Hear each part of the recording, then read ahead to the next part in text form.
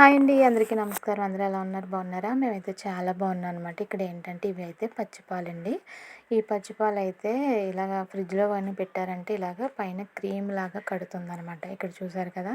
ఈ విధంగా క్రీమ్‌లా కట్టిన దాంట్లో ఒక చిటికెడైతే పసుపు కలుపుకొని ఫేస్‌కి రోజు మార్నింగే అప్లై చేసుకొని ఒక 5 నిమిషాలు, 10 నిమిషాలు గానీ మీరు స్నానం చేసే ముందు అప్లై చేసుకొని మీరు స్నానం మామూలుగా ఒక 5, 10 నిమిషాలైతే ఉంచుకొని స్నానం చేశారంటే స్కిన్ చాలా బాగుంటుందండి. అద్దంలా మెరిసిపోతుందనమాట.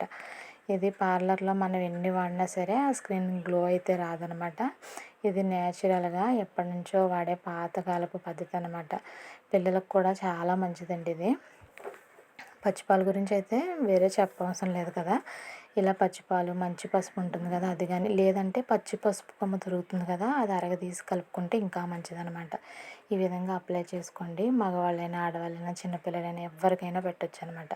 ఇలా స్కిన్ అంతా అప్లై చేసుకొని చలికాలం, వర్షాకాలం అయితే ఇంకా మంచిదనమాట. కొంచెం జిడ్డు డ్రై స్కిన్ వాళ్ళకి ఇంకా బాగా పనిచేస్తుందండి మాయిశ్చరైజర్‌లా అదిని. తప్పకుండా ట్రై చేయండి. Thank you.